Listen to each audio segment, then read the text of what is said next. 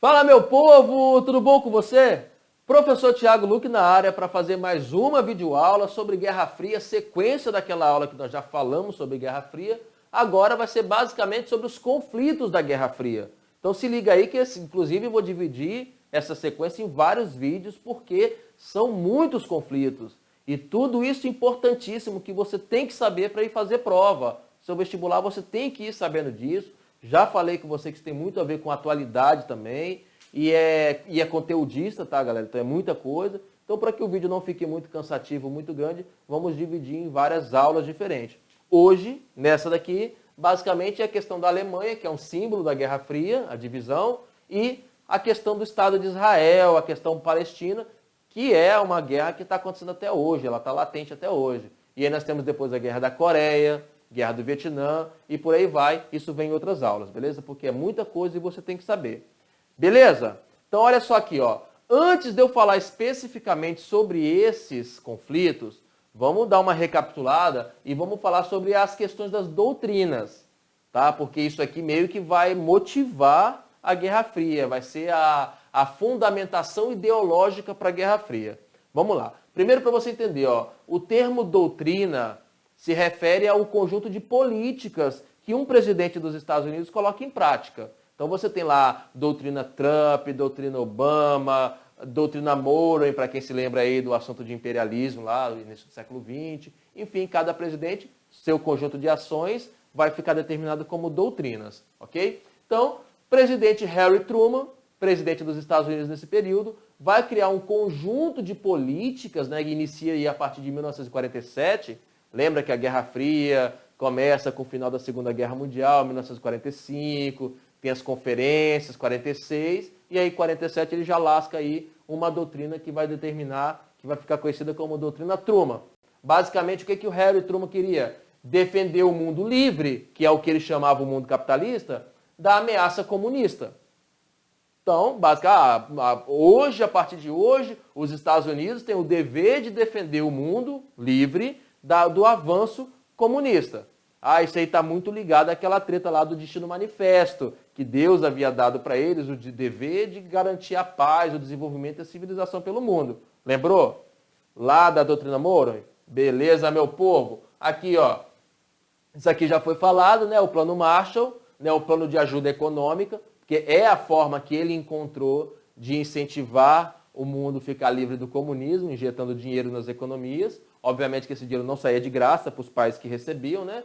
E também houve aqui, vale a pena fazer um adendo aqui, ao que nós chamamos de macartismo.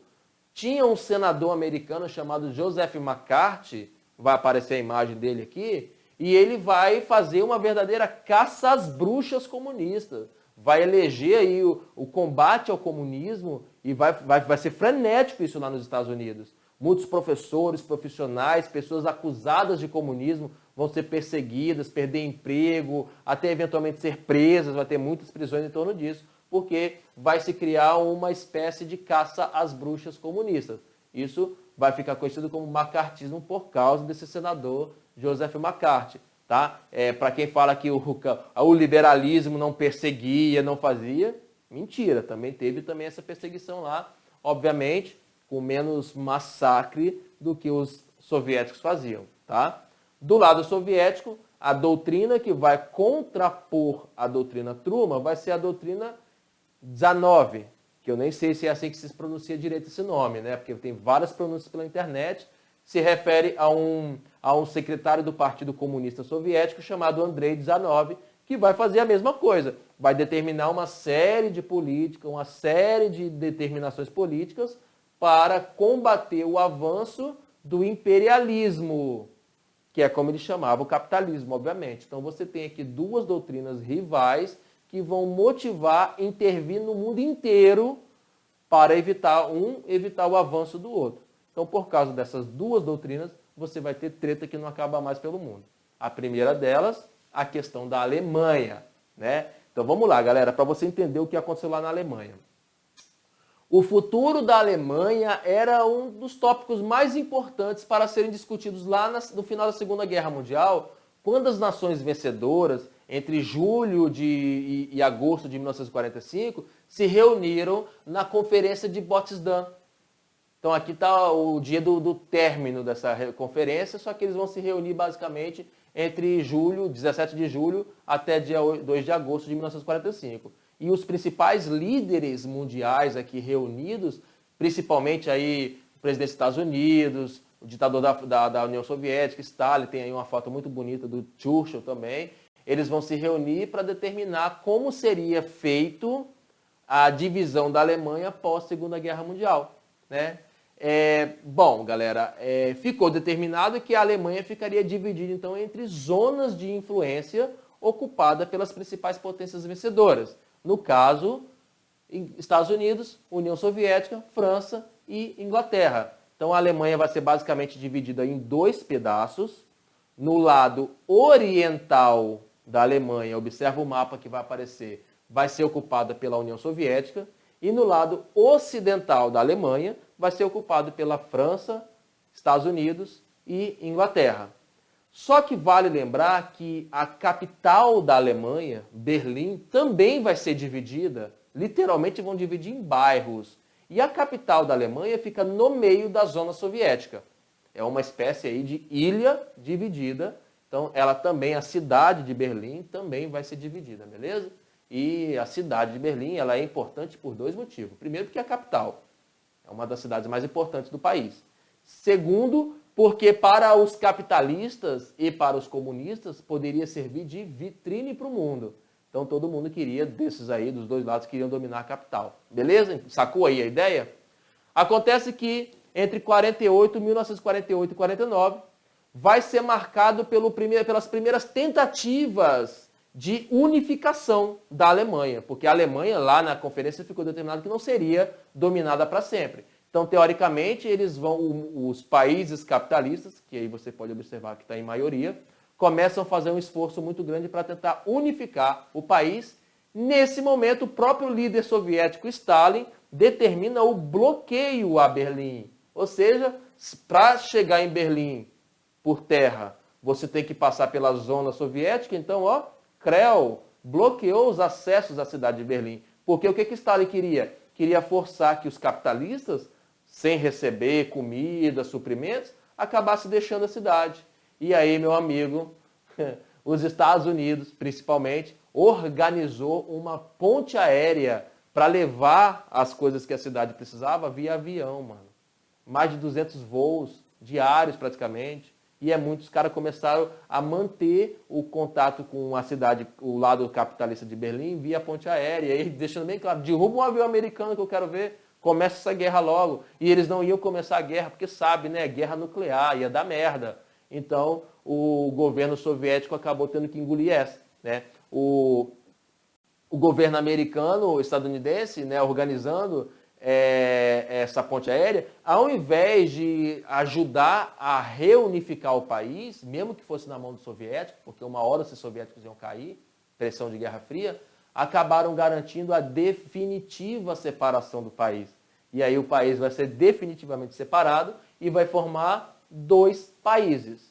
De um lado, a República Federal da Alemanha, o lado capitalista vai se organizar, vai se identificar como um país chamado República Federal da Alemanha, e lá do outro lado, o lado ocupado pela União Soviética vai determinar a República Democrática da Alemanha. Então agora você tem dois países divididos. Observa aí, cabeça. Vai ser dividido o país e também vai ser dividido a capital. Então isso aqui, quando a gente fala de muro de Berlim, não pensa só naquele muro de tijolo feito na capital, não. Também havia uma divisão, quase que um muro, dividindo o país inteiro também. Beleza? Bom, falaremos então sobre o muro em si, né? Sobre o muro de Berlim em si, o que nós podemos falar? O acirramento das tensões que havia entre capitalistas e socialistas lá na Alemanha acabou gerando uma grande fuga de cidadãos do lado soviético, que era uma ditadura militar, para o lado capitalista. Então, diariamente, muitos cidadãos atravessavam a rua, iam para o setor capitalista e de lá iam para o lado capitalista da Europa, o lado ocidental da Europa. E aí, no dia 13 de agosto de 1961, o líder soviético Walter Ulbricht, né, líder do Partido Comunista na época, considerou uma solução muito vamos solucionar esse problema. Para solucionar esse problema da perda de cidadão, que era bem constrangedor para o lado socialista, lembrando que, né, é uma ditadura militar, o líder do Partido Comunista lá na Alemanha, Walter Ulbricht, ele acaba determinando no dia 13 de agosto de 1961 a construção do muro. Primeiro eles vão lá, esticam arame farpado, separando a cidade nos dois lados, já proibindo as pessoas de atravessarem. Inclusive vai ter cenas incríveis de soldados soviéticos desertando para o lado capitalista. Tem uma foto maravilhosa que vai aparecer por aí, de um soldado pulando para o lado capitalista, ajudando crianças a pularem também, porque sabe que o negócio, eles já estavam prevendo que a treta vai ficar feia. Vários historiadores, inclusive, vão dizer que o lado capitalista poderia ter dado um boicote ali, poderia ter dado uma pressão e poderia evitar pelo menos esse absurdo, porque o muro vai ser construído, o muro vai se materializar com tijolo e a Alemanha passa a ser dividida no muro, que não é só um muro, na verdade, é um aparato de divisão, vai ter um muro de concreto, vai ter campo minado, vai ter arame farpado, cerca elétrica, soldados armados para atirar em quem tentasse atravessar. Ou seja, qual que era a ideia do Partido Comunista, qual que era a ideia dos comunistas? É secar, fazer com que a cidade se atrofiasse a ponto dos capitalistas abandonarem a cidade e definitivamente eles unificarem para o lado socialista. E essa divisão aconteceu tanto na capital, Berlim, quanto no país de modo geral. Foi construído também uma espécie de muro, mas era mais cerca, né? Também com um aparato enorme de segurança para evitar que cidadãos de um lado fugissem para o outro, né? Depois de décadas de divisão, de absurdo, de assassinatos, de mortes, de desaparecimento de cidadãos, tudo isso porque eles queriam dividir o povo, né? No dia 9 de novembro de 1989, meio que por acaso, o muro acaba caindo. Há um decreto, uma fala de que vamos iniciar o processo de unificação da Alemanha, o povo pega a rua, pega a picareta e vai lá e dá naquele muro quase que de forma heróica e romântica, e o povo acaba derrubando o muro de Berlim. Em 1989 é uma das datas símbolos para o fim da Guerra Fria, o ano de 1989. Né? E o interessante é que foi meio que por acaso, né?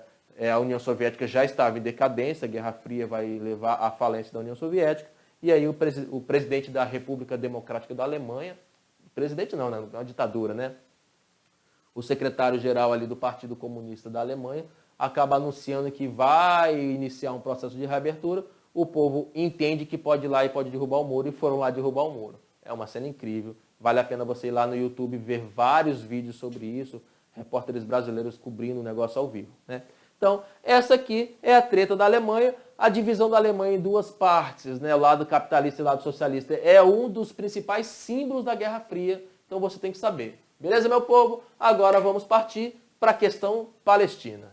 E essa questão, ela é um pouco diferente do clássico de Guerra Fria. O que acontece? Que, além da bipolaridade que existia no mundo entre Estados Unidos e União Soviética, ainda vai haver, após a Segunda Guerra Mundial, a criação do Estado de Israel, né? Só para você lembrar, a ideia da criação do Estado judaico, do Estado de Israel, lá na região da Palestina, que aí tem a questão bíblica, Jerusalém, a Terra Prometida, Canaã, ela se intensificou ainda na segunda metade do século XIX, porque era o período de acirramento da onda nacionalista. E o povo judeu é um povo que tem um nacionalismo muito forte, esse nacionalismo chamado aqui de sionismo. Sionismo é o nacionalismo judeu e é um povo, uma nação que não tinha uma pátria, um país para chamar de seu. E aí, quando teve toda aquela treta lá da Segunda Guerra Mundial, o Holocausto, a perseguição nazista contra os judeus, ficou determinado a criar o estabelecimento de um Estado, né, o Estado de Israel. Já que era um povo sem pátria, a própria ONU vai organizar a questão aí do surgimento desse Estado. Entre 1947 e 48, começam então os planos de demarcação efetiva das fronteiras daquele que seria o Estado judeu. A divulgação do Holocausto, por exemplo, com o fim lá da Segunda Guerra Mundial, ainda reforçou mais ainda a necessidade desse projeto. E assim, no ano de 1948, oficialmente, a ONU criava, de um lado, o Estado de Israel, e nesse projeto original previa também a criação do Estado da Palestina, que eles seriam independentes, um árabe e um judaico, com integração econômica, mas não haveria integração cultural. E a região de Israel, que seria a capital, passaria a ser uma zona de interesse internacional, não pertenceria nem aos judeus, nem aos palestinos. Tá? Essa criação daria quase a metade do território para os judeus e para os árabes a outra metade, sendo que os árabes eram maioria em população ali, porque ao longo do período aí do século XIX e século XX, os judeus começaram a migrar, voltar para a Terra Prometida, motivado pelo sionismo. Mas a maioria da população ali ainda era judaica, era palestina, era muçulmana. Né? A reação dos países árabes que estavam ali próximos foi imediata. E logo que a ONU determinou, lançou a criação do Estado de Israel e começaram a ser reconhecidos por outros países, Egito, Síria, Jordânia, Líbia, Iraque, o Exército de Libertação Árabe, que é um exército palestino, já vai de cara já invadir o Estado de Israel e iniciar uma guerra não reconhecendo o surgimento desse país. Resultado, vão ser derrotados, o Estado de Israel vai nascer militarmente forte, com a ajuda dos países envolvidos na Guerra Fria, Inglaterra, França, Estados Unidos, e aí Israel já de cara já vence essa primeira guerra. Muitos refugiados palestinos passam a ser instalados de maneira provisória em campos de refugiados nos países vizinhos, começam a organizar movimentos de resistência contra a ocupação israelense e, obviamente, reivindicando novamente o controle de todo o território. Várias disputas entre Israel e Palestina tiveram início e ficaram conhecidas como a questão palestina, porque esse Estado não vai ser reconhecido por todo o mundo árabe, e o mundo árabe é a maioria ali na região. Né? Então vai haver várias guerras por causa disso, muitas. E o melhor de tudo, ou pior, não sei, cada guerra que se faz contra o Estado de Israel, devido à força militar deles, eles além de vencer, ainda ocupam mais um pedaço do Estado palestino. Observa aí a evolução desse mapa, o que vai acontecer com o Estado de Israel. E observando esse mapa, você vai ver que, aos poucos, Israel está tomando tudo para ele, ocupando todo o território. Esse mapinha, ele descreve bem isso aí, né? Por exemplo, e vai ter várias guerras, tá? As principais são as seguintes: além dessa guerra de 1948, em 1956, outra situação tensa acaba se desenrolando na região, envolvendo Israel e gerando uma nova guerra. Quando o presidente do Egito, Gamal Abdel Nasser, ele vai determinar a nacionalização do Canal de Suez e proíbe o tráfego de navios ingleses, franceses e israelenses pelo Canal de Suez. Para quem não sabe, o Canal de Suez é a principal via marítima que vai ligar a Europa à Ásia, e no caso a Ásia ao Ocidente, de modo geral. Então aquele canal ali é muito importante para a navegação mundial. Foi construído ainda por ingleses e franceses lá no início do século XX. E o presidente do Egito, motivado e apoiado pelos soviéticos, acabam então nacionalizando e proibindo o acesso ao Canal de Suez. A resposta, Israel acaba invadindo a região e toma o controle do canal, colocando os soviéticos, aliados dos egípcios, como eu já falei, em situação de alerta, ou seja, opa, vai começar uma guerra aí. Diante da possibilidade de um confronto aberto, dimensões nucleares já entre esses países envolvidos na Guerra Fria, a ONU acaba interferindo rapidamente, vai ter vários conflitos, vários aviões derrubados, vai ter, de fato, combates, só que entre Israel e Egito, no caso. E acaba negociando que os israelenses se retirem da região, devolvendo o canal para o Egito, desde que o Egito mantenha o canal aberto. Eles vão ocupar um pedaço da Península do Sinai por um bom tempo, depois acabam se retirando. Então, essa é a treta que vai acontecer, uma segunda guerra envolvendo Israel e estados muçulmanos. Né? Apesar de a ONU estabelecer a paz desde 1947, ela estabeleceu, porque os palestinos e israelenses não estabeleceram, um plano para a repartição da Palestina ainda não foi totalmente concretizado. A demarcação desse território dos palestinos sempre foi motivo de disputa, porque envolvendo todas as questões possíveis, inclusive a cidade de Jerusalém, que eu falei que ficaria sob domínio laico, né, domínio da ONU, mas ela é uma cidade considerada sagrada para cristãos, judeus e muçulmanos. Então, desde esse período aí, eles nunca vão se entender em relação à posse do território, à posse da cidade de Jerusalém e a treta ficar armada. Vários são os movimentos que lutam pelo reconhecimento do Estado palestino ou pelo não reconhecimento do Estado judeu. Um dos mais atuantes deles, o mais importante deles, é a criação da OLP, Organização para a Libertação da Palestina, uma organização militar comandada por um líder chamado Yasser Arafat, é um dos líderes políticos da região, que buscou negociações como forma de obter a concretização do maior objetivo do povo palestino, que no caso seria o reconhecimento do seu país, que não é reconhecido por todos os países do mundo, e de fato eles não reconhecem também a forma que foi dividido o território desde a ONU, até começar a aceitar, não, vamos aceitar aquela divisão para pelo menos resolver o problema da paz, né, na região. Né. Em 2012, né, bem recentemente, a Palestina passa a ser reconhecida como um Estado observador na ONU, só que ela não é de fato reconhecida como um país independente. Vários países não reconhecem a Palestina como país independente e é uma treta que continua pegando fogo recentemente, devido às políticas do Brasil em reconhecer enviar a embaixada do Brasil para Jerusalém, a embaixada brasileira em Israel para a cidade de Jerusalém. Isso foi uma afronta para os palestinos. As próprias políticas do presidente Donald Trump também vai causar o acerramento desses problemas. E vários são os acordos de paz que vão tentar organizar ali para tentar evitar esse conflito, porque é um conflito que envolve questões políticas, econômicas e religiosas, já que você tem também um movimento chamado Intifada, uma espécie de jihad islâmica contra os judeus. Então você tem aí muita treta para acontecer, daqui 100 anos é capaz dessa guerra ainda estar acontecendo, muita gente morrendo, muitos conflitos, o Estado de Israel está cada vez mais, devido ao seu poder militar, dominando a região. Os países árabes que estão ali na região acabam reconhecendo Israel, mas mantêm o estado de guerra com o povo palestino, que seria esse país que seria criado aí junto com o Estado judeu, né? Isso é uma guerra, é uma herança da Guerra Fria, indireta de certa forma, mas ela ainda está acontecendo, né?